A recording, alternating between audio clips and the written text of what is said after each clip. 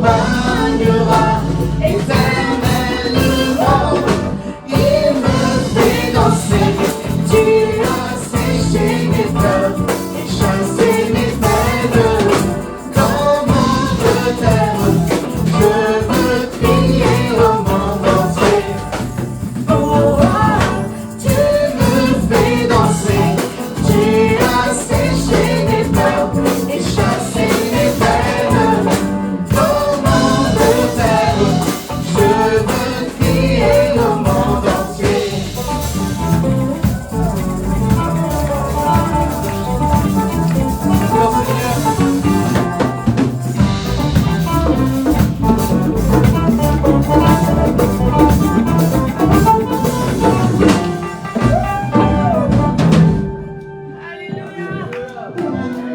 Continue par louer le Seigneur avec ce chant qui dit « Mon âme bénit l'Éternel ».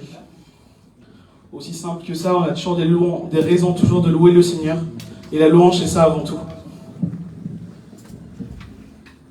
Rifalaiko dia roa ny tompo.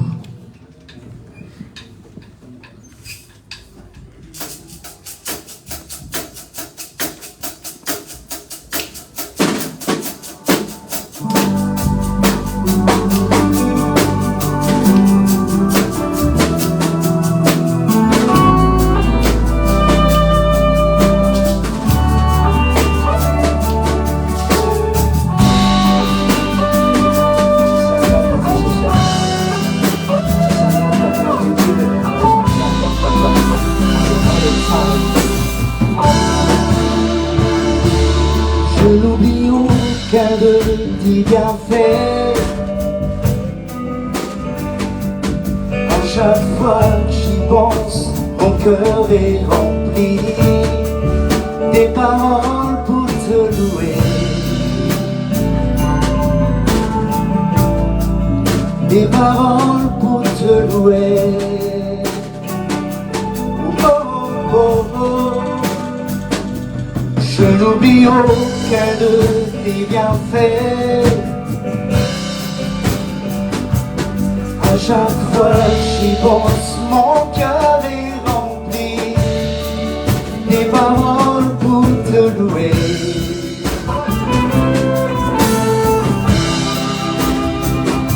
Quand tout va mal, oh mon âme, pourquoi t'as-tu? Même au milieu de la tempête, il est là. Quand tout va mal, oh mon âme, pourquoi t'as-tu? Même au milieu de la tempête, Jésus est là. Je veux le louer encore. Moi je le louerai encore. Oh mon âme,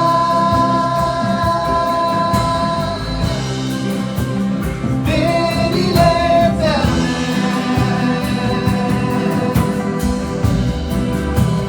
Oh mon âme, bénis l'Éternel.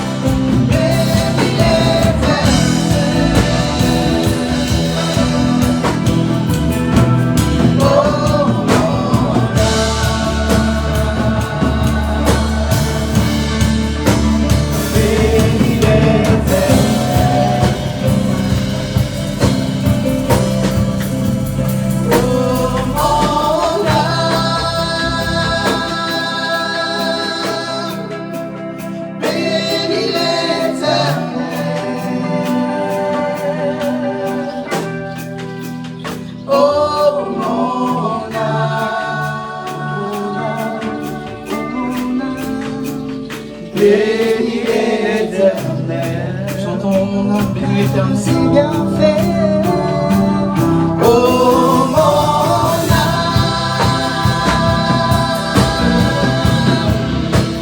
bénis l'Éternel.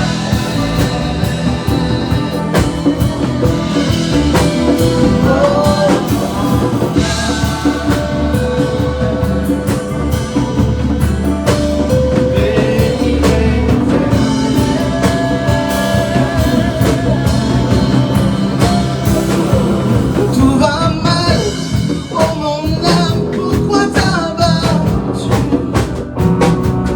Au milieu de la tempête, il est là. Quand tout va mal, oh mon âme, pourquoi t'abattu? Même au milieu de la tempête, il est là. Moi je le louerai encore. Moi je le louerai encore.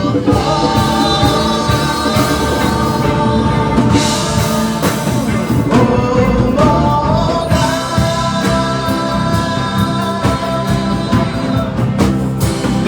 bénis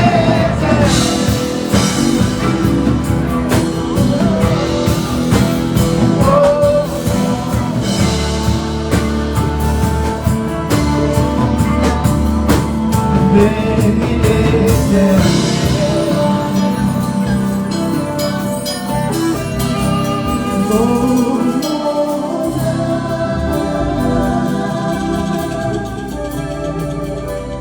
Bénis l'Éternel. Bénis l'Éternel.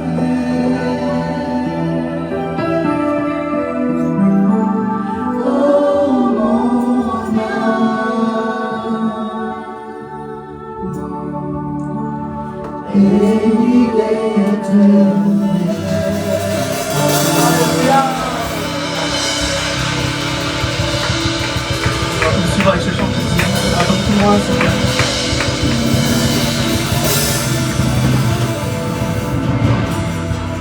Abrite-moi sous tes ailes.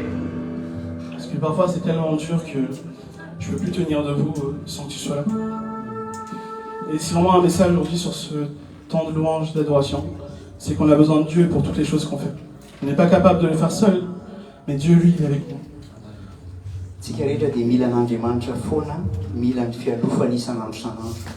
Tsy misy mahavita tenitsika ary zany mbola hanaovantsika amin'ny fontsika rehetra. Tsy miritsika fa tena ny ao anatintsika hoe Tompo, alofy aho amin'ny tananao mahery. Si tu connais les paroles de ce chant, bah, essaye de aller encore un peu plus loin dans la compréhension des paroles.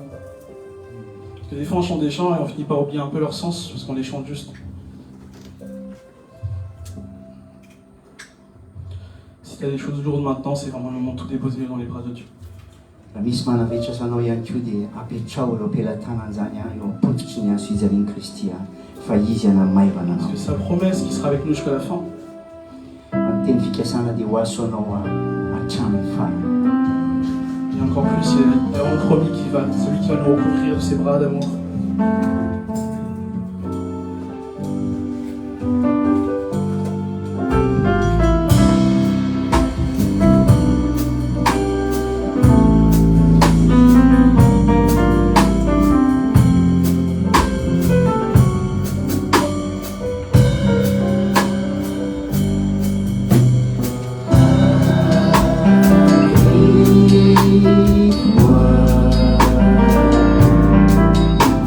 Sous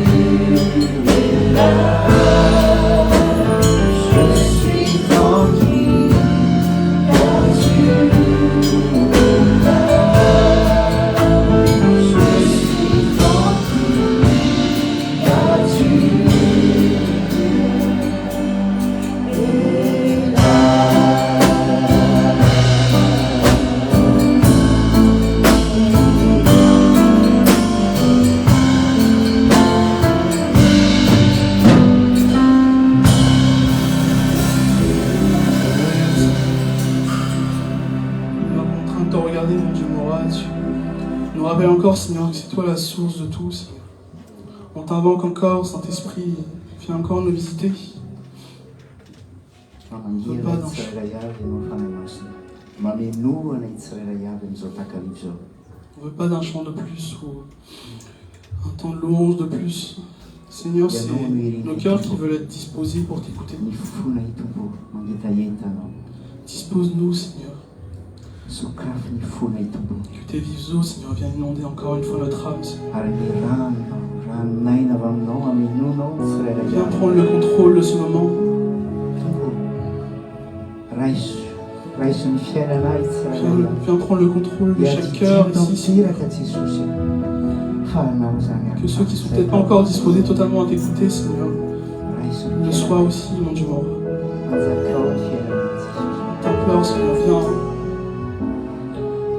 Parce que sans toi, on ne peut rien, mon Dieu mort.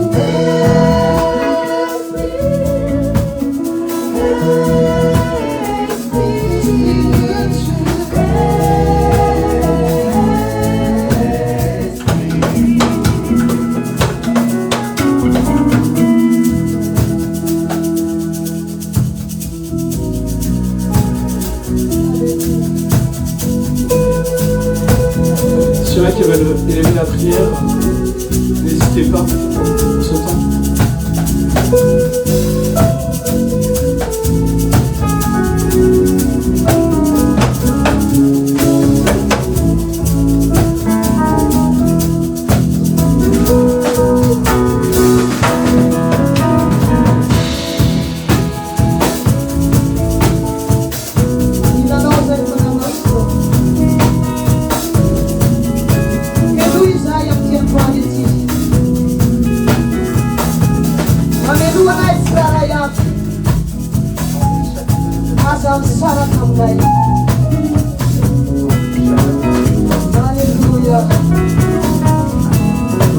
Magetahitanao ny fananay. Magetaeta ty ahitanao zay. Alléluia. Feno zay fanamaso. Amen. On va finir ce temps de louange, d'adoration avec le dernier chant qui s'appelle Maïr. Ny hira izay ataontsika ho amin'ny tompo le hira mitondra lohateny hoe mahery aho. Satsa rehefa manana ny tompo ianao dia mahery sa tsy mahery?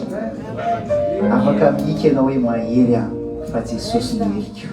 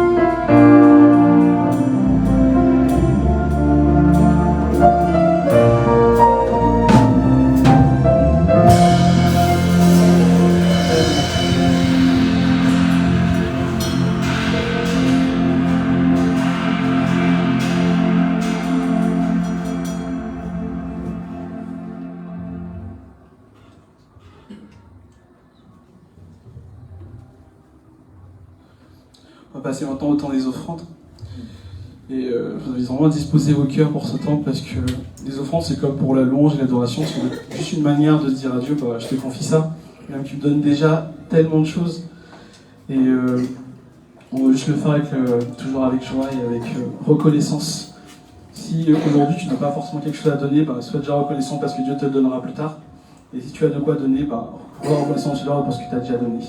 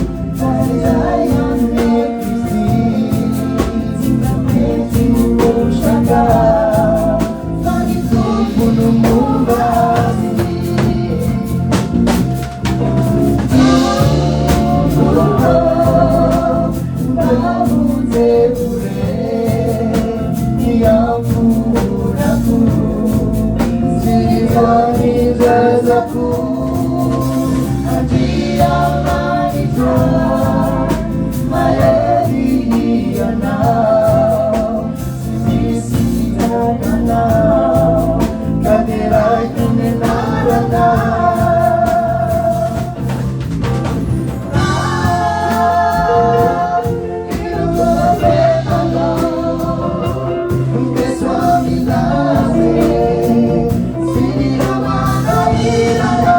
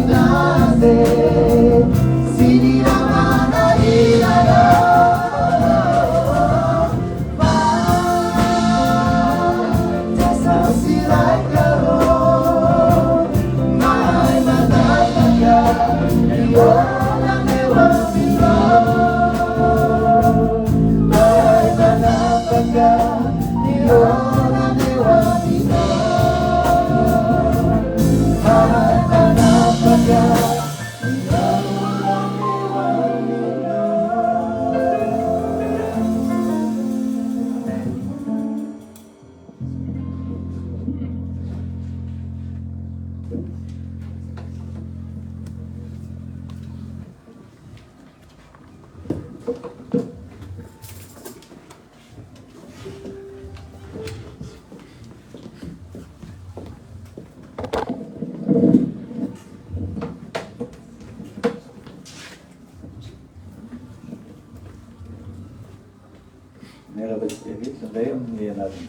vous dis bonjour à tous au nom de Jésus.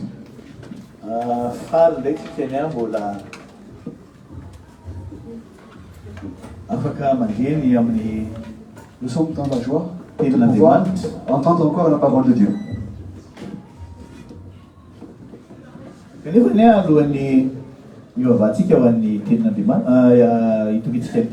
Mais avant que nous prions, avant que nous écoutions la parole de Dieu, prions. Nous te remercions, Dieu notre Père. Merci parce que tu es présent ici. Et parce que tu es là, Jésus. Donne-nous la foi en ta parole.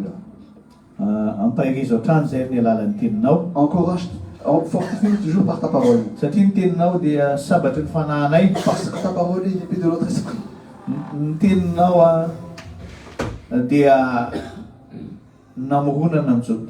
Et c'est par ta parole qu'on a créé, que tu as créé le monde. Et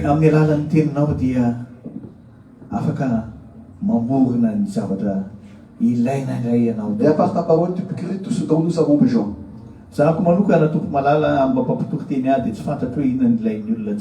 Moi particulièrement, Seigneur, je ne sais pas quels besoins ont chacun de nous. Mais toi, tu connais le besoin de chacun.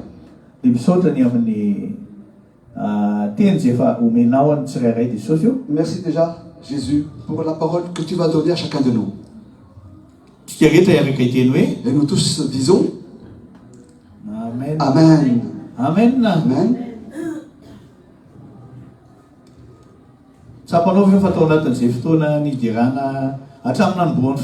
Est-ce que tu as senti que depuis le début de ce moment, de ce culte, Jésus est présent?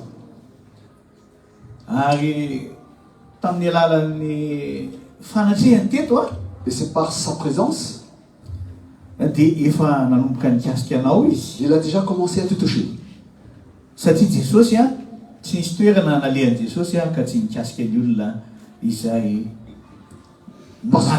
Partout où Jésus était, il a touché toutes les personnes qu'il a croisées.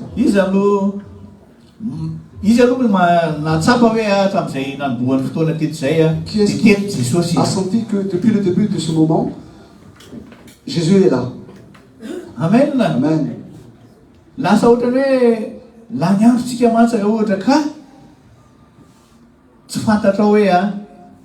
Et si tu ne sais pas, oui, depuis que la parole de Dieu dit que là où 2 ou 3 sont réunis en son nom, il est au milieu, ce moment devient vain pour toi.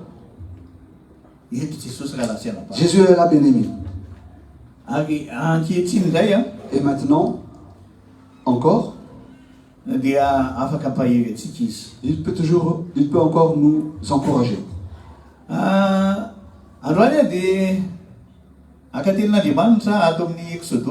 Aujourd'hui, je vais prendre la parole de Dieu dans Exode.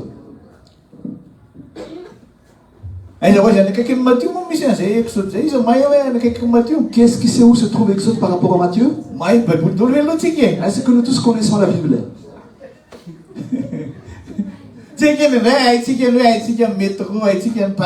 Il arrive que nous connaissons les métros et où se trouve Paris.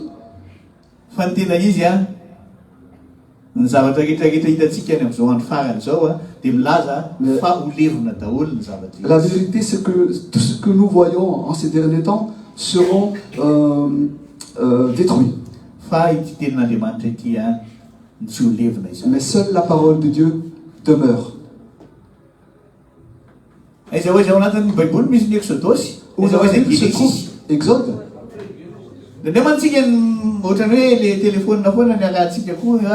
dia tsy fantatsika mety efa ela be mihitsy ianao tsy namaky baiboly Il firy arrive que ça fait longtemps que tu n'as pas lu la Bible. tsy mitazona ty tenin'andriamanitra ty ty Que kely tu ty n'as tenin'andriamanitra pas complet tenu dans la main la parole de Dieu. Parce que c'est la Bible et la parole complète de Dieu. fa raha voale ato anatin'ny ordinateur aty any a Parce que c'est celle dans la Bible, dia arakaraka an'izay pitsirinao google fotsiny eo ihany ny hitanao tu ne verras que ce que tu cherches dans Google. fa tsy takan'izany ny Mais la tenin'andriamanitra parole de Dieu n'est pas comme cela, bien aimé. fa ny tenin'andriamanitra zany a dia izy rehetrarehetra ny tenin'andriamanitra La parole de Dieu est la Bible entière. ozy izy ny tenin'andriamanitra ny apokalypsia Et la parole de Dieu dit dans Apocalypse, hoe raha misy manala na dia anankiray fotsiny aza amity si une tenin'andriamanitra ity personne ôte une lettre seulement de cette parole, dia ho alana tsy ho amin'ny boky ny fiainana ny anarany son nom sera ôté du livre de vie. hitanao amin'izany Et tu vois en cela fa ianao zany a rehefa resahana hoe tenin'andriamanitra dia ilesisika taty amin'ny apokalypsia quand on te dit parole de Dieu, ça commence dès Genèse jusqu'à Apocalypse. tsy azo analana io raha lasianabavy On ne peut rien enlever de la Bible, bien aimé. satria jesosy kristy no miteny a Parce que Jésus a dit fa ny olona zay manana ny tenin'andriamanitra que toute personne qui a la parole de Dieu dia manana ny fiainana mandrakizay a la vie éternelle. androantsika dia Aujourd'hui, amaky an'ity exodosy a toko fahatelo amby roapolo ty a nous allons lire Exode 23. mampoan'i Jehova andriamanitra ao Vous servirez l'Éternel, votre Dieu, dia tany aminao izy et il bénira votre pain hitahany ranonao izy et a vos yeux, ho esorina aminao ny aretina et il éloignera de toi la maladie.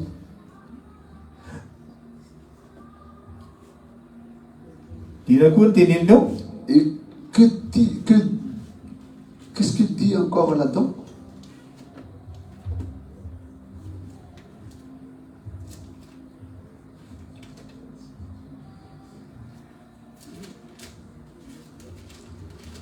miala tsiny fa tsy haiko le songa dia haiko le baiboly satria tsy teniko fa tenin'andriamanitra gagagamby ianao hoe tsy mahay tenin'andriamanitra aka tsy teniko ty fa tenin'andriamanitra Je ne connais pas vraiment par cœur fa la fanahy Bible. masin'andriamanitra C'est la parole de Dieu. miteny amin'ny alalany tenin'andriamanitra dia miteny amintsika izany Et c'est la parole de Dieu parle à travers le Saint-Esprit. Il nous parle.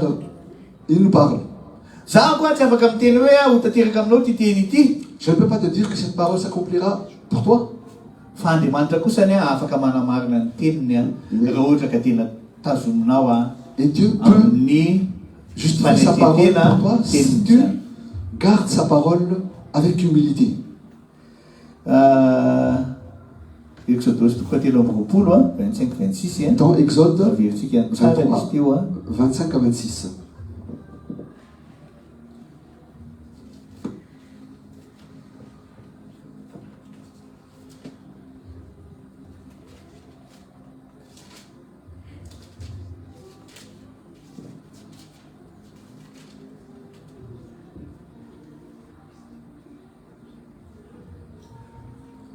fa mampozy izy any Jehova andriamanitrareo a Vous servirez l'Éternel, votre Dieu,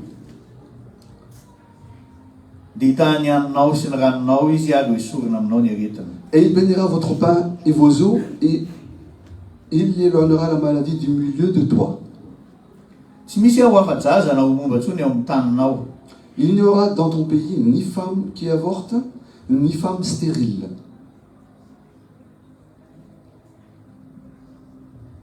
amena sa tsy amenina aloha zany e Amen.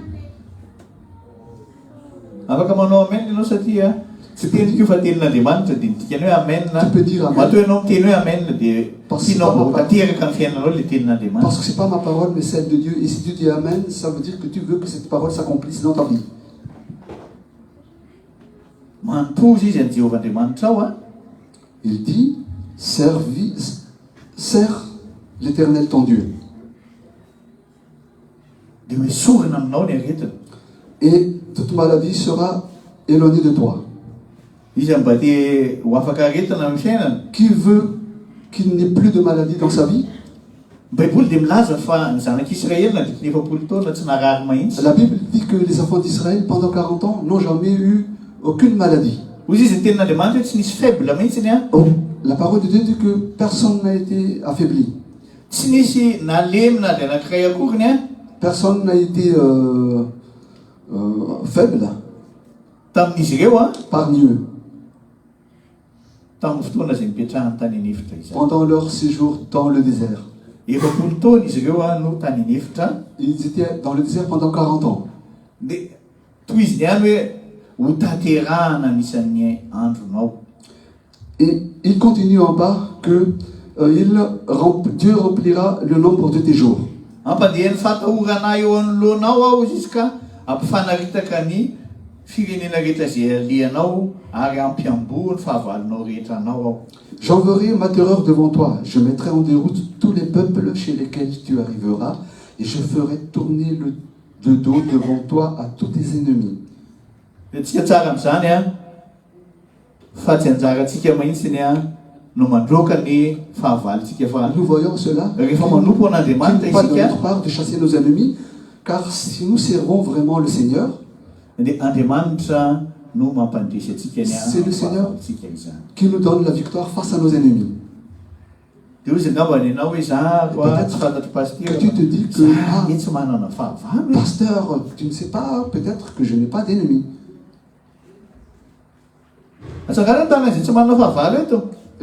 Que la personne qui n'a pas d'ennemis lève sa main. Ny fahavalontsika dia ny devoly raha lasiana va. Notre ennemi, Diso a c'est le diable. disotsika raha ohatra ka eritreretintsika ny hoe Et nous sommes dans l'erreur si nous pensons ny olona miaraka amintsika ny a na olona eo akaikintsika personne qui nous accompagne, nous, notre voisin, na ny olona ou miara-miaina amintsika. les personnes qui vivent avec nous, Isika moa dia Frantsa nous qui sommes en France, dia misy karazana olona be da be a miara-miaina amintsika. nous avons beaucoup de sortes de personnes qui vivent avec nous. Raha ohatra saka te hiaina tahaka any Madagasikara ianao dia tsara aminao mody any Madagasikara. Et si tu veux vivre comme les gens à Madagascar, il est mieux pour toi de rentrer à Madagascar. Fa ny tena izy sika any miaina ty ampitan-dranomasina tsika.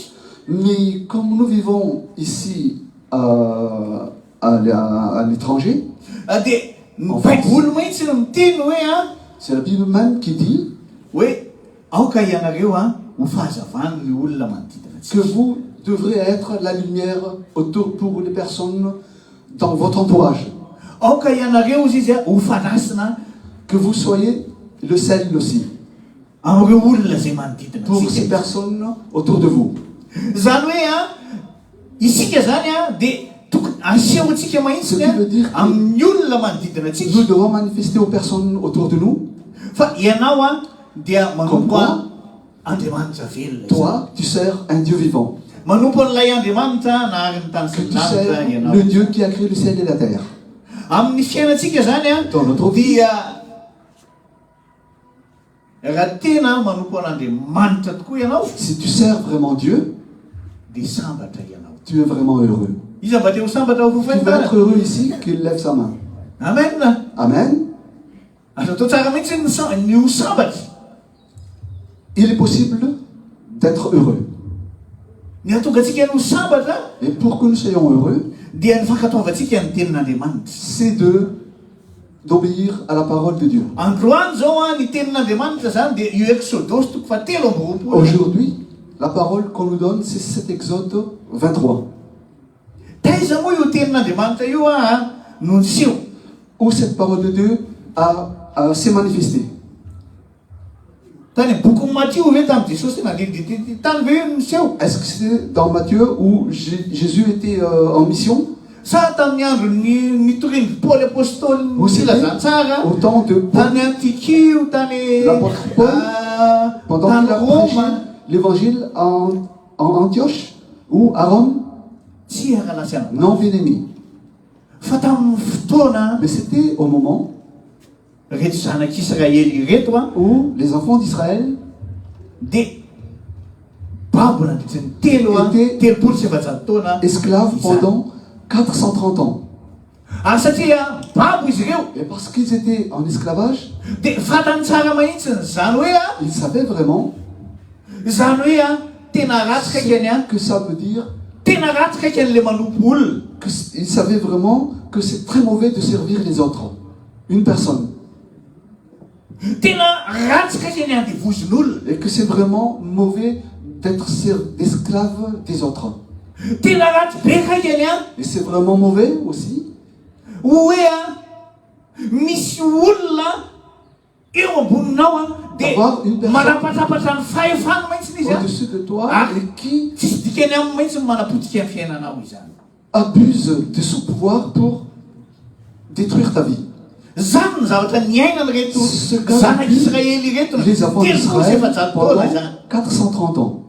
kanefa tamin'ny fotoana Et au moment zay nanoratana nyty tenin'andriamanitra tao amin'ny où exodosy cette telo parole roapolo de ty Dieu dans Exode 23 a été écrit, hoe manomboka izao a comme quoi, à partir de maintenant, de tsy anompony egyptianina tsony ianareo vous n'allez plus servir les Égyptiens. tsy anompo tsony any farao ianareo Vous n'allez plus servir Pharaon. ka isa zany amin'ny sakafo anay e Ils se sont dit, mais qui va donc nous donner à manger?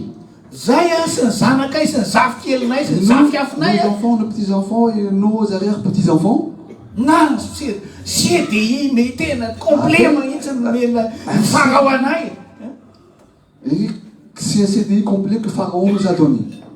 nazy contrat indéterminé mihitsy zay hoe a Nous avons vraiment amin'ny mpanompony foana de un contrat izy ny debabe izy a indéterminé. asainy manao pyramide asainy manao an'ity zavatra rehetra ty a Nous sommes ses serviteurs fa pour ny anay construire a les pyramides et autre chose. na ny atokinay aza de bosaka izy Mais nous, pour dormir, nous avons les gazons. bosaka bololo mozy izy Nous avons les pailles où nous dormir, sur lesquelles dormir. de rehefa hitan'ny farao zay hoe sy ny ankonanay Et quand Pharaon a vu que nous et notre famille, nos familles, tsy miasa tsara tsy manompo azy ne travaillons pas bien et ne le servons pas bien, de analany ndray le milolo mba atorinay il enlève quelques pailles sur lesquelles nous dormons. zany raha lasiana bavy a ny fiainan'ny olona tsy manompo an'andriamanitra C'est comme ça la vie d'une personne qui ne sert pas Dieu bien-aimé. ny olona tsy manompo an'andriamanitra Les personnes qui ne servent pas Dieu, tsy hoe akory hoe reto zanak'israely tany tany egypta ce rehetra n'est pas seulement ces enfants d'Israël qui étaient en Égypte, fa am'izao fotoana zao a ny olona zay tsy manana any jesosy kristy mais à notre époque, ce sont des personnes qui n'ont pas Jésus-Christ. zay olona mbola tsy zanak'andriamanitra Des personnes qui ne sont pas encore enfants de Dieu. de ny tena izy a Et en vérité, satana no mampanompo c'est ny olona Satan qui met ces personnes en esclavage. zay le hoe oppression C'est ce qu'on appelle oppressen'ny satana oppression. Ces personnes sont opprimées par Satan. dominen'ny satana Satan domine sur eux. ary satana de tonga mba amono izy izy ny Satan baiboly est là pour détruire, dit la Bible. andringana Aussi pour tuer. fa ny baiboly de milaza hoe tonga jesosy kosa tonga Et la Bible dit que Jésus est venu mba amme atsika fiainana pour nous donner la vie. ho an'ny olona zay te hiala zany Et anatin'ny pour toutes fanadevozana les satana personnes qui veulent sortir de l'esclavage de Satan, de mila mandray an jesosy kristy là, cette personne doit recevoir Jésus-Christ. mila tena hoe a Et cette personne manompo an jesosy doit kristy vraiment servir Jésus-Christ. zany hoe a rehefa manana an jesosy ianao zany a de ny filazana azy hoe zanaka manompo C'est-à-dire que quand tu as Jésus-Christ, on t'appelle l'enfant qui sert. zany hoe zanak'andriamanitra ianao Tu es enfant de Dieu à ce moment-là. mpandovan'andriamanitra Tu ianao es héritier de Dieu. fa ianao a tokony a manompo an'andriamanitra Mais tu dois servir Dieu. satria ao anatin'ny fampotsika eny an'andriamanitra Parce que au moment où nous servons Dieu, de amin'ny alalan'izay a c'est à ce moment-là no hitahin'andriamanitra que Dieu te bénit. ny fitahina de zay ilaintsika akoriny a Ny fitahiana zay ilaitsika akory La bénédiction dont nous avons besoin, tsy fitahiana mandalo za ce n'est pas une bénédiction qui passe seulement. fa fantatsika ny tsara Et nous savons vraiment reto zanak'Israely reto que les enfants d'Israël, rehefa niala tao fanandevozana quand ils étaient sortis de la servitude, dia ambarany baiboly fa nanomboka teo dia tapaka tanteraka ny fanandevozana. la Bible dit que dès le moment où ils étaient sortis de l'esclavage, il était vraiment coupé entièrement de cette situation. Tena afaky Ils s'étaient vraiment libérés, libres. miaraka tentsika aloha je suis libre Disons ensemble, je suis libre. taovy Je suis libre. avy reny hoe amen. Amen. Tsika n'izany rehefa nandray an'i Jesosy Kristy dia maninona Quand nous anao avons donc reçu Jésus-Christ, tu es un enfant sady zanaka ianao tu es un enfant. kanefa ny sady tsy manompo tsony amin'ny farao ianao tsy manompo Et tsony comme ny tu devoly ne ianao sers plus ni Pharaon ni le diable, satria farao anie dia endriky ny devoly parce que ça Pharaon est l'image du diable. farao niaza dia ny hitsifitra ny reto zanak'Israely reto foana Le but de Pharaon- izy sy ny taranany sy ny momba azy rehetrarehetra Le but de dia Pharaon nitsifitra an'ireo était tsy anapotika an'ireo zay foana ny tao anatin'ny sainy farao. Le but de Pharaon était vraiment d'exploiter au maximum les enfants d'Israël ainsi que leurs descendants. dia taky zanay ntsio ny devoly De même pour le diable. ary zay ny ndray no mahadiso atsika rehefa mandalo olana isika Et des fois, c'est ça qui nous met dans l'erreur quand nous passons des problèmes. C'est que ozy izy Jesosy Kristy hoe ety amin'izao tontolo izao no ahitanareo fahoriana. Jésus nous a dit, c'est dans ce monde que vous allez avoir des souffrances. Hitanareo tsara ety amin'izao tontolo izao Vous voyez, misy ny ady c'est dans ce monde qu'il y a le combat. fa Jesosy mampandresy atsika amin'izany ady rehetra izany Jésus nous donne la victoire dans tous ces combats. ary ny fahavalontsika ilay devoly Et notre ennemi qui est le diable, dia satria isika manompo an'Andriamanitra et parce que nous servons Dieu, dia Andriamanitra mahafantatra izay zavatra tena hoe ilaitsika Dieu izany. connaît les choses dont nous avons besoin. Ny baiboly dia milaza Et la Bible dit, hoy ny tenin'Andriamanitra hoe isika ny satria voavony isika dia voasoratra any an-danitra ny anarantsika. la parole de Dieu dit que comme nous sommes sauvés, notre nom est inscrit dans le livre de vie dans les cieux. Izy aloha fa voasoratra any an-danitra ny anarany. Qui est content d'avoir son nom inscrit dans le livre de vie? Amen. Amen. Mosesy dia ozy izy Mosesy rehefa tondran'ireo zanak'Israely ireo izy. Voici ce qu'a dit Moïse quand il a conduit les enfants d'Israël. Andriamanitra ozy izy. Oh mon Dieu, Aza vonoina misy fotoana zany manota tena hoe manota le zanak'Israely. il y a des moments où les enfants d'Israël vraiment péchaient. Tatsika ny tsara fa mijangajanga manompo Ils étaient dans vita la vingy ou idolâtres. ny tiako tenenina anao hoe ianao rehefa nandray Jesosy any koa tsy hoe akory hoe tsy manota ntsony ianao Ce que je veux te fa dire, misy amintsika zao même ange si tu as reçu Jésus, mbola manompo samby Ça ne veut sasy pas dire amintsika que tu ny n'as plus mbola péché. mijangajanga misy amintsika ny taka an'ireto zanak'Israely reto les personnes qui ont hoe des mbola péchés comme les manota enfants izy d'Israël, qui pêchent toujours.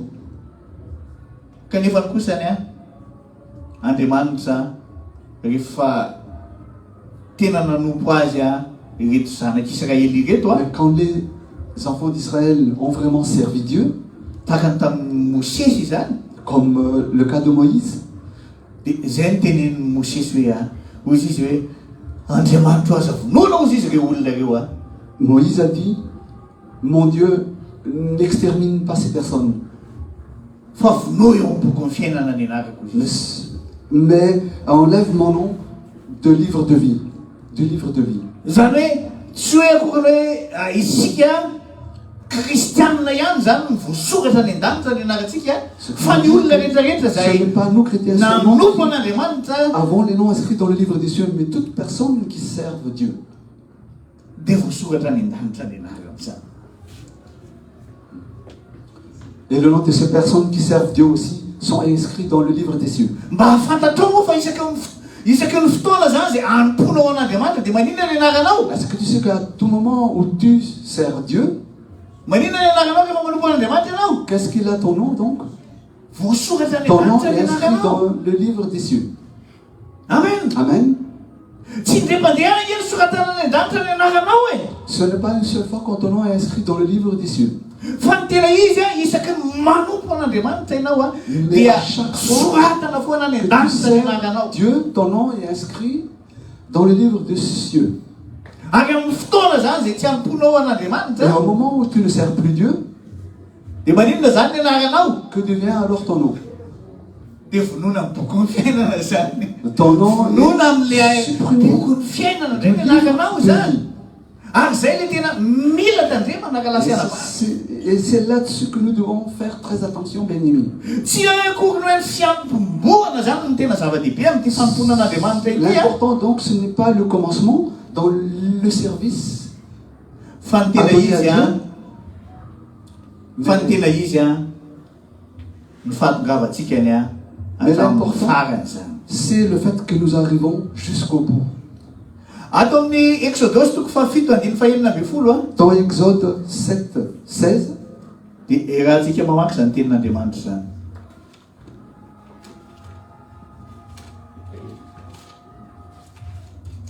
que nous allons lire ensemble.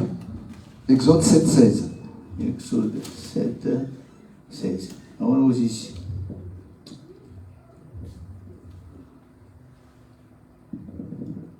Lazao aminy hoe Jehovah Andriamanitry ny embereo no naniraka nankaty aminao anao hoe alefaso ny oloko mba anompony any anefitra fa indro tsy niaino ianao a mandrakakehitriny.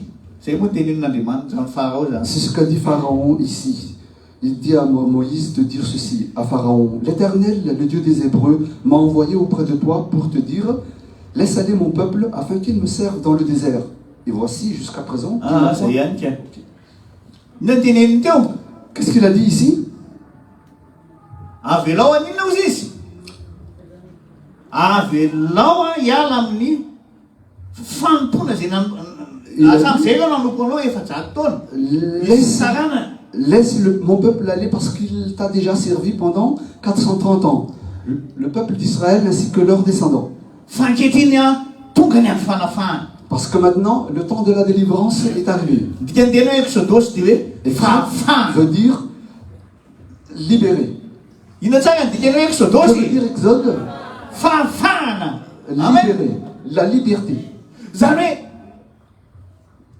ny Exodosy zany dia le fotoana zay anehoan'Andriamanitra fa isika ny a dia olonafaka izany. Que c'est le moment où Dieu manifeste comme quoi nous sommes des personnes libérées.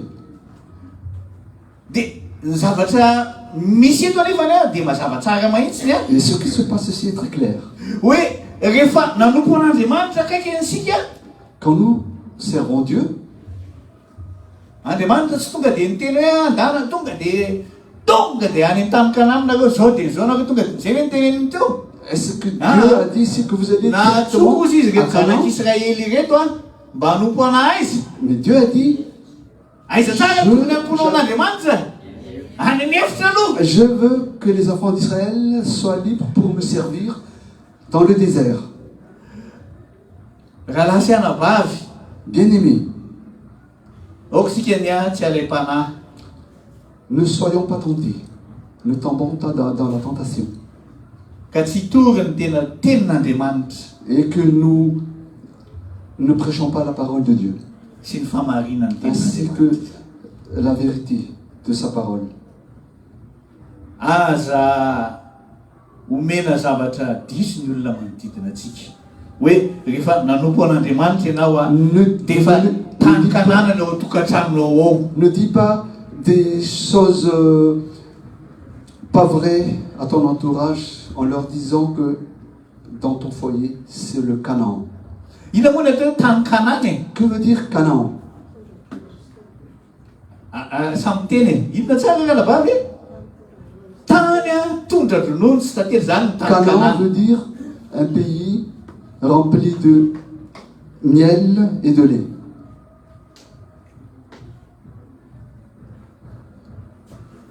Dia inona ihany koa ny tany Kanana? Que veut dire aussi Canaan? Ny tany Kanana ihany koa dia maka ny tenin'Andriamanitra fa tany izay misy an'ny inona koa ny azy zany misy ankoka Et ilany la any parole zay de Dieu dit aussi qu'à Canaan, il y a des géants misy ny Kananita, où habitent les Canaanites. misy ihany koa ireo Jebosita, Et il y a aussi les Jébusites, misy ihany koa ny Perizita. ainsi que les Périsites. Zany hoe misy fahavalo be da be ihany koa zany tany Et à amin'ny tany Kanana. ça veut dire qu'il y a beaucoup d'ennemis à Canaan. Fa ho antsika ny izay nandray an'i Jesosy Kristy Et pour nous qui avons reçu Jésus-Christ, dia hoantsika moa ny tany Kanana hoe rehefa nihita ny Jordana ianao dia ny Jordana matetika tenenintsika ny hoe ny fahafatesana ny Jordana dia Nous pensons hoe que- nihita ny Jordana ianao dia tonga izy quand nous traversons le dia ny Jourdain, lanitra ianao. nous arrivons dans le ciel. Fa ny tena izy raha mbola eto an-tany kaikany isika Mais la vérité, c'est que tant que nous sommes sur terre, dia ny tena izy Andriamanitra tsy nitaona antsika fotsiny andoko azy dia tonga dia hoe direct tany amin'ny tany Kanana Dieu fa ne misy nous demande pas tany hevitra. de le servir et que nous soyons directement à Canaan, mais nous devons d'abord passer dans le désert. Ary zany no mahatonga ny tenin'Andriamanitra milaza foana. C'est pour ça que la parole de Dieu dit souvent, Misy teny fikasana be da be ao fa hoe eto amin'ity tany ity tahaka nirantsika teo zao dia hoe eto amin'ity tany ity misy tafiotra. qu'en Maro zany sady diso sur la aloha. terre, par exemple, il y a des tempêtes. Ohatra ny voahitako zao voaingana teo tamin'ny télévision. Je Misy tafiotra dia olona amapolipolo J'ai vu à la maty télé daholo. qu'il y avait eu une tempête et beaucoup de personnes étaient mortes. Zavatra misy zany raha nasiana Ce vahy. sont des événements qui existent, bien aimés. Ary sika ihany koa rehefa nandray an'i Jesosy Kristy Et ihany nous, koa même si nous avons reçu Jésus-Christ, dia tsarovy tsara nous devons savoir fa misy ny ady maro zay tsy maintsy lalovantsika que izany. nous avons beaucoup de combats à passer. Fa ianao na inona ady ninona zavatra misy eto amin'ity fiainana Quel que soit le combat zay misy eto amin'ity tany Le mandalo problème. ity sur cette terre où nous passons, dia Andriamanitra efa napana tena Dieu nous a promis fa ny tany efitra dia ataon'Andriamanitra ho lasa feno rano. que Dieu va transformer le désert en un pays où ruisselle beaucoup d'eau. Zany hoe ao amin'ny tany Kanana zany ao amin'ny tany efitra zany ao ny tena ahitana ny herin'Andriamanitra. Ce qui veut dire aussi que c'est dans le désert qu'on verra la puissance de Dieu se manifester. Ny fanasitanana iana lasiana bavy La guérison, bien aimé, tsisy dika raha ohatra ka tsy marary sika. ne veut rien dire si nous ne sommes pas malades. Fa ny tena izy rehefa narary ianao dia lasa nanina le Mais fanasitranana. si tu Dina moa fa le es malade, fanasitranana mahagaga ny Jesosy. que devient donc la guérison merveilleuse que nous recevons de Jésus si nous sommes malades? Lasa sarobidy be aminao le fanasitranana. La guérison devient précieuse pour toi donc. Ny Baiboly dia milaza Et la fa Bible dit misy an'ireo olona zay tamin'ny Jesosy tetỳ tany toko filazantsara il y a parmi les personnes qui ont rencontré Jésus-Christ quand il a prêché l'évangile, dia avara ny tenin'Andriamanitra fa ireny olona ces ireny personnes dia tena nahatsapa ny fitiavan'ny tompo mahitsy Vraiment rehefa nanasitrana azy l'amour Jesosy de izany. Christ quand Jésus les a guéris. Amen. Amen. Zany hoe lasa mamy ary zay tsy natonga an'Andriamanitra hoe aloha tsy tonga dia alefa any amin'ny tany Kanana reto zanak'Israely reto. C'est la raison aussi pour que Dieu s'est dit, on ne va pas envoyer directement à Canaan les enfants d'Israël, mais il faut qu'ils passent par le désert. Tsika zany ndraindray amin'ilay fanompoana an'Andriamanitra te tonga dia Quand nous servons Dieu, te hitsambikina tonga dia hoe ary amin'ny tohatra fahafiry zany raha misy zanatohatra anankifolo tonga dia sauter directement vers tonga dia hiakatra ary amin'ny ambony indrindra isika. passer directement vers la hauteur. Fa ny tenin'Andriamanitra tsy milaza an'izany La parole de Dieu ne dit pas ça. fa ozy izy hoe fa ny lalan'ny marina ozy izy a Au dia contraire, manomboka il vao dit maraina que la voie du juste commence le matin dia mihamazava et s'illumine de plus en plus. amin'ny enina zany a dia lasa amin'ny fito a dia amin'ny valo a dia amin'ny sivy a Heures donc, dia amin'ny folo a dia passe à 7 amin'ny heures, farany azy vao à tonga 10 amin'ny heures et à la fin, zay vao tonga any amin'ny tontolo ozy izy ny tenin'Andriamanitra. la parole de Dieu dit que ça, la vie de cette personne arrive à son midi. Reto zanak'Israely ireto a Les enfants d'Israël, dia tany amin'ny tany efitra no tena nahitany alliance an'Andriamanitra, fanekena tamin'Andriamanitra. les enfants d'Israël ont vraiment vu ou eu l'alliance avec Dieu dans le désert. Tany nahitany zareo an'izany Amalekita izany C'était dans le désert qu'ils ont rencontré les Amalekites. ary rehefa teo le Amalekita Et quand les Amalekites étaient là, le Amalekita tena matanjaka sady be da be mahitsy eux qui sont puissants et nombreux, fa ny tena izy kosa ny anefana satria Andriamanitra no namoaka an'izy ireo a hoe miala tany amin'ny fanontona tany Egypta dia satria manompo an'Andriamanitra izy ireo dia Andriamanitra niadin'izy ireo. Dieu a combattu pour les enfants d'Israël, lui qui les a fait sortir de l'Égypte. C'est Dieu qui a combattu à leur place. Dia hitantsika ny tsara fa tery ambany tery zany a iry Joshua no niady. Et nous avons vu que c'était vers le bas que Josué combattait Miaraka tamin'ny zanak'Israely Avec les enfants lehilahy d'Israël. rehetra zany avec tous les soldats des enfants d'Israël. dia tena izy anefany a no natonga an'izy ireo nandresy a tsy hoe satria izy niady dia tena hoe tena mahery be mihitsy Pourquoi ils ont olona tsy eu la mahay miady victoire? mahitsy anreko olona andeva olona zana Alors anazy vozina qu'ils ne hery hoe savent pas combattre, eux qui étaient habitués à l'esclavage. fa ny tena izy a mbarany La tenin'Andriamanitra parole de Dieu dit, fa rehefa nasandratry Mosesy ozy izy ilay teny quand Moïse a élevé son bâton, sa canne plutôt, eny le bâton Le any bâton, Mosesy d'accord. dia rehefa natsangany iny a quand Moïse a élevé son bâton, dia nandresiny zanak'Israely. les enfants d'Israël à la victoire.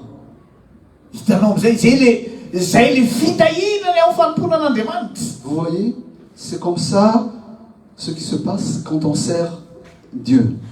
Ianao a tsy miady rery tsony ianao. Tu ne combats plus seul.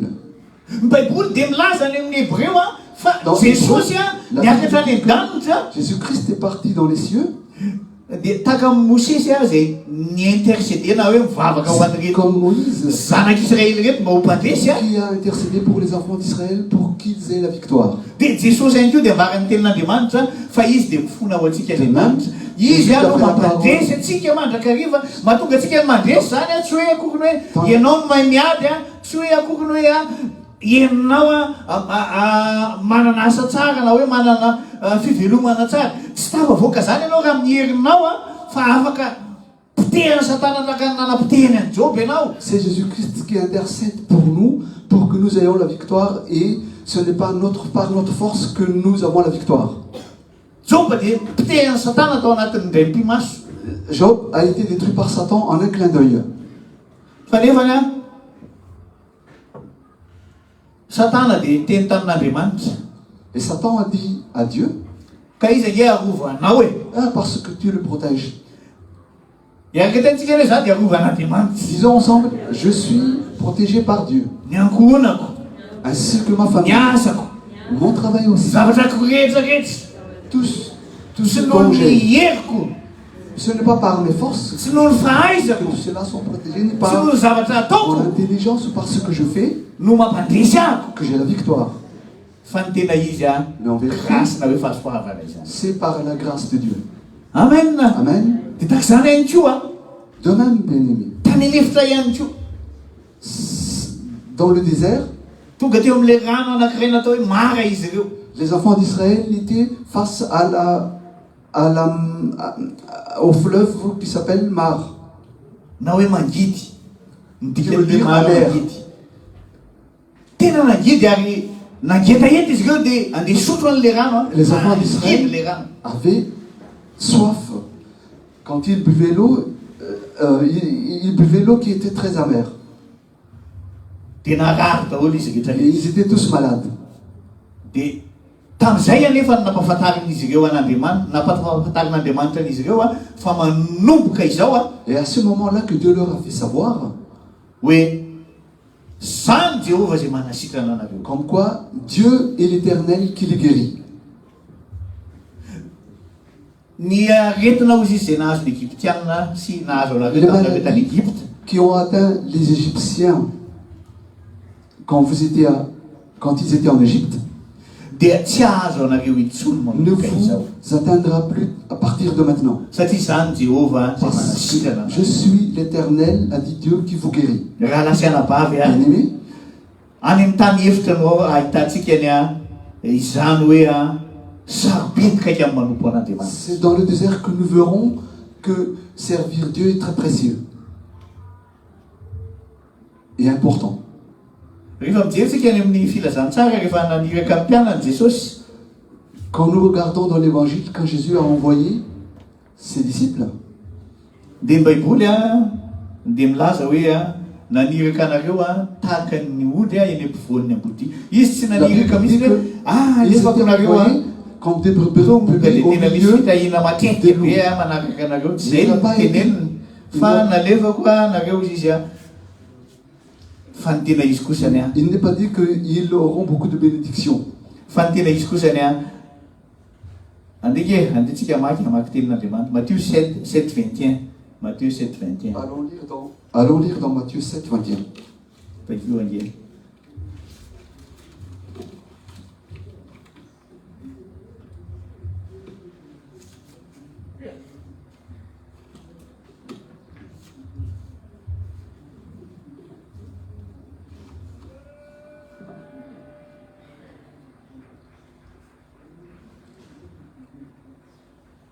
Tsy zay rehetra manao amiko hoe tombokotomboko no hiditra amin'ny fanjakan'ny lanitra fa izay manao ny sitrapony raiko zay aiza ozy izy any an-danitra. Amen. Ceux qui me disent Seigneur, Seigneur, n'entreront pas tous dans le royaume des cieux, mais celui-là seul qui fait la volonté de mon Père qui est dans les cieux.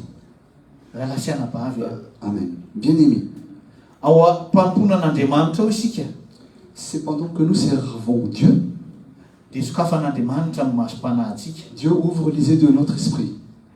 dia sokafan'Andriamanitra ihany koa ny zavatra zay topon'ny olona manodidina antsika. Et Dieu va nous ouvrir nos yeux aussi pour voir ce que les autres autour de nous servent.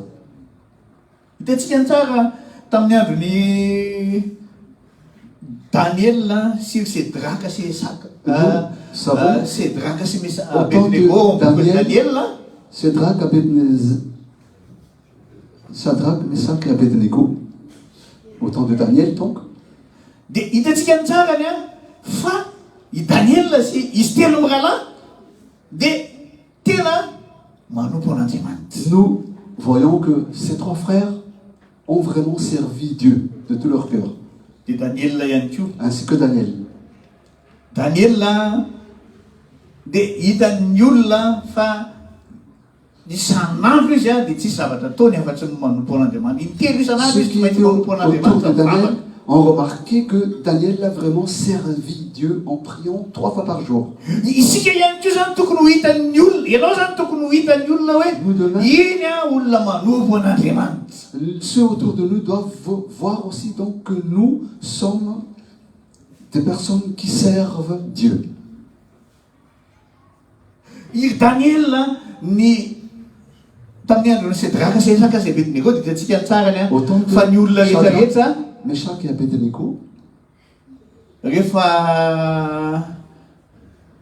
any koa ny mba mampiasa instrument rehefa raikitra amin'ny muzika nalefa amin'ny muzika zany Ring, ring, Il y ring. avait la musique donc.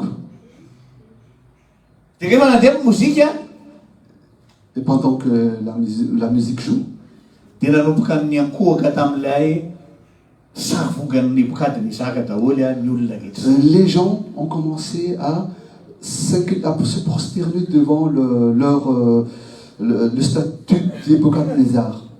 Fa nisy anankitelo lahy kosa ny tao a. Mais il y avait 3 hommes à ce moment-là Gaga ny olona rehetrarehetra fa maina nisy telo lahy reto tsy le qui ont kohaka. étonné les gens quand ils ont vu qu'ils ne se sont pas prosternés devant ce statut. Satria izy ireo olona manompo an'Andriamanitra velona izany. Parce que ces 3 personnes servaient vraiment un Dieu vivant. Tsarovy tsara raha lasana vavy a tsy hoe akoriny hoe Sachez bien aimé, satria ianao a tsy manaraka ny ataony be sy ny maro dia hoe diso ianao. sachez bien aimé que tu n'es pas dans l'erreur si tu ne suis pas ce que font les autres. Matetika mantsy ny olona dia zao ihany koa moa androny démocratie tany États-Unis ka tany Comme actuellement, tany tsy haiko raha tany Pôle Nord na izy koa misy c'est antony l'époque de la démocratie tony a. démocratie comme aux Fa ny tena izy a États-Unis teny ou tena izy ailleurs. a zay ataony maro be zany dia manao an'izay ihany koa ny olona rehetrarehetra. Beaucoup suivent ce que font le grand nombre. Fa lasana vavy a tia mahiranao androany a. Mais bien aimé, j'aimerais t'encourager aujourd'hui. Ny antony hanompontsika ny tompo a tsy mitady fitahiana akoriny a. Si nous servons le Seigneur, ce n'est pas de chercher la bénédiction, Fa ny tena izy angenao mahazanak'Andriamanitra anao efa tahian'Andriamanitra ianao e. alors que toi, en étant enfant de Dieu, tu es déjà béni par Dieu. Fa ny tena izy ianao a asehoy mahitsy ianao hoe amin'ny mampazanak'Andriamanitra anao a tahaka ny Sedraka sy Mesaka sy Abednego tahaka ny Daniel dia asehoy a fa ianao a Tu dois montrer que tsy mpanaraka ny be sy ny maro akoriny tu ianao. ne suis pas la masse, tu ne suis pas la masse. Fa ny tena izy a zay lazainy teninao hoe any tompoko malala Mais toko a. tu suis seulement ce que dit la parole de Dieu. Fa ianao rehefa nitenin'ny tompony manina moa zany arahanao a. Et si tu suis la parole du Seigneur, Raha ny tena ny tenin'ny tompony sitrakao a ka tanterahanao. si tu es vraiment d'accord avec la parole de Dieu et tu l'obéis, Ato amin'ny filazantsara ny lioka toko fafito a dia ny andininy faharoa dia miteny a toy izao.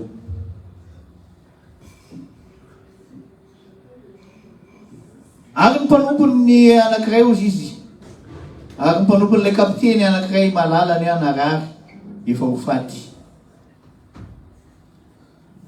un centenier avait un serviteur auquel il était très attaché et qui se trouvait malade sur le point de mourir.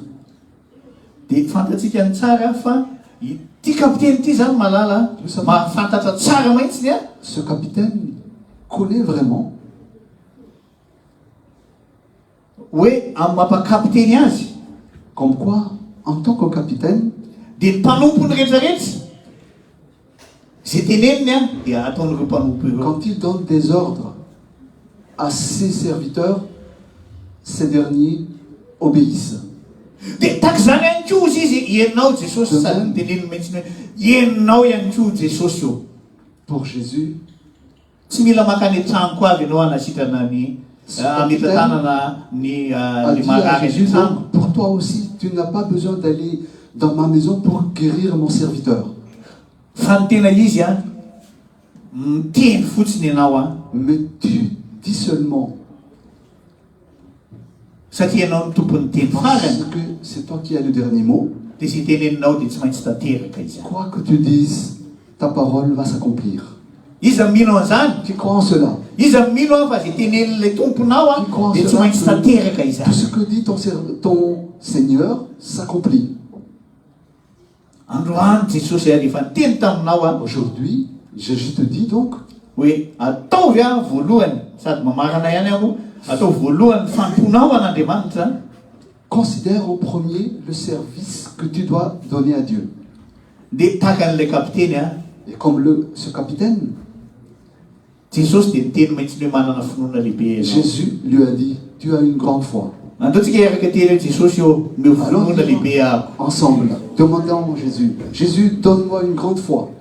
Ka ino azy zavatra teneninao Et izany? que je crois en tout ce que tu dis. Fa tsy izay tenenin'ny daholo be akory. N'est pas ce que dit la masse. Aoka izay tenenin'ny teninao tompony ho tanteraka amin'ny fiainako. Que ce que tu dis, Seigneur, s'accomplisse dans ma vie. Zay aho hoe ho C'est ce que je suis. Dis ce chant. Amen. Amen. Androany a Aujourd'hui, amin'ny tianantsika ely an'izay tokoteny zay a pour résumer cette prédication, dia miositra amin'ny fany masina nomeny anao. Amen. Que l'onction du Saint-Esprit te soit donnée. Dia io ositra io a no Cette onction mampandresy anao amin'izao asa fanontona izao. te donne la victoire dans le service que tu donnes au Seigneur. Dia tahiny Jesosy tika ny a alohantsika ny Jésus, hifaly tena manompo an'Andriamanitra. allons vraiment nous réjouir parce que nous servons Iaraka hitsangantsika dia hifalytsika hoe sambatra izay manompo anao Jesosy. Sambatra fa tena afaka izay manana anao. Nous sommes contents et vraiment libérés de te servir. Mangataka ny tontomama andro soatira.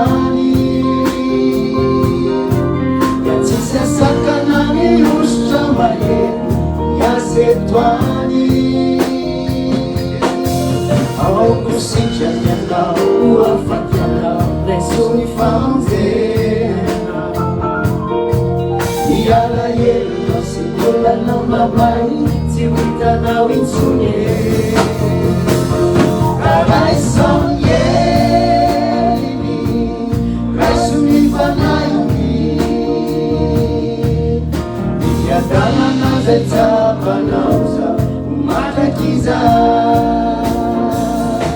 karaisaungelini raisiny fanainy mifiatanana zetsapanauza umatrakiza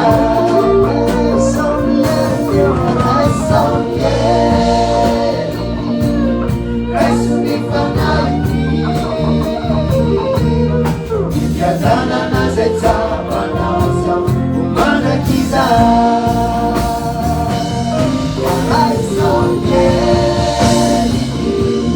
raisony fanainy mifiatanana zetsapanauza umatrakiza mifiatanana zetsapanauza umatrakiza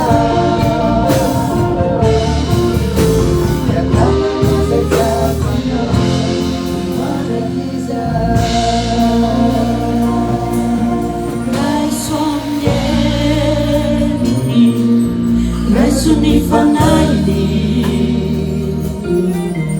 mifiatanana zetsapanauza mandrakiza raisony heriny ka raisony heriny raisony fanainy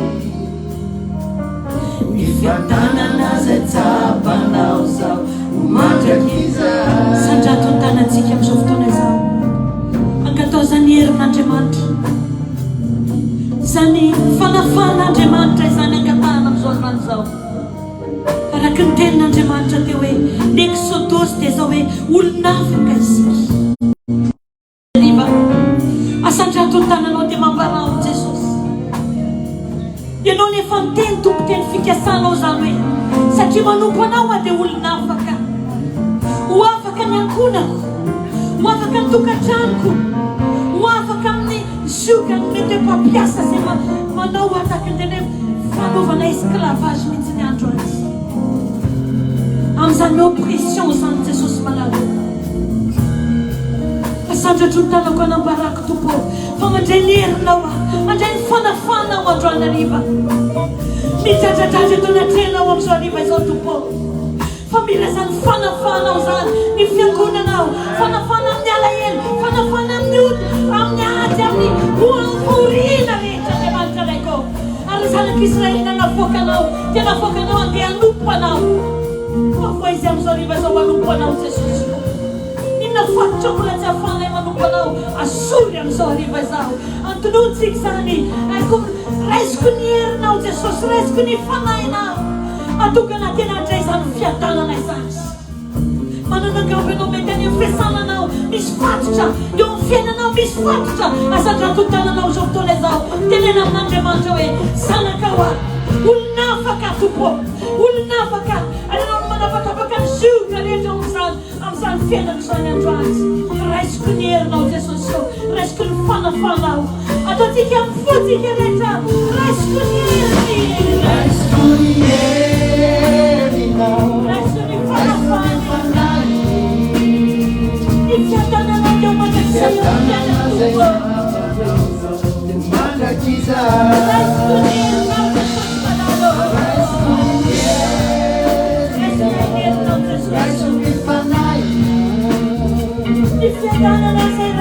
Tanana zetsapanauza umatrakiza raisony herinao raisiny fanainy mifiatanana zetsapanauza umatrakiza raisony herinao raisiny fanainy mifiatanana zetsapanauza umatrakiza mifiatanana zetsapanauza umatrakiza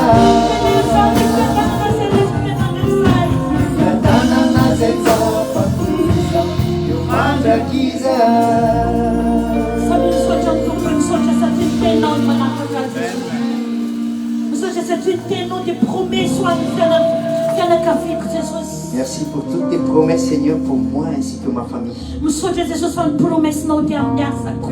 Merci, Seigneur Jésus, pour toutes tes promesses pour mon travail. Ary misaotra ny amin'ny promesinao amin'ny asa fanompoko Andriamanitra. Et merci, Seigneur Jésus, pour tes promesses pour le service que tu m'as appelé. Alléluia. Alléluia. Teneno zany ny fiadananao teo amiko mandrakizay. Et proclame la paix que Jésus a mis dans ton cœur. Teneno Que cette fotoana paix zany. est éternelle. Ho ten'Andriamanitra hoe finoana tsy azo izao tontolo zao. Fiadanana Et la tsy azo parole de izao Dieu tontolo nous zao. dit que cette paix, personne ni le monde ne peut Fa nous fiadanana prendre. Parce que c'est Dieu qui a mis en nous sa paix. raha misy eto amin'izao toerana izao tsy manam-piadanana. Si quelqu'un parmi nous ici présent n'a pas la paix, Asandrato ny tananao dia tenena hoe mioaza ny fiadananao zany Jesosy. lève tes bras et demande avec un cœur sincère, Jésus, donne-moi ta paix. Ho amin'ny ankonako tompo, Pour mon foyer, ho amin'izay rehetra ataoko, pour tout ce que je fais, amin'izay décision rehetra pour traiziko toutes les Jesosy. décisions que je vais prendre, Amin'izay lalana rehetra alehako, tout le chemin que je vais, moka zany fiadananao zany. que ta paix me conduise. Alléluia. Alléluia. Teka mafy tsika ho an'ny tompo.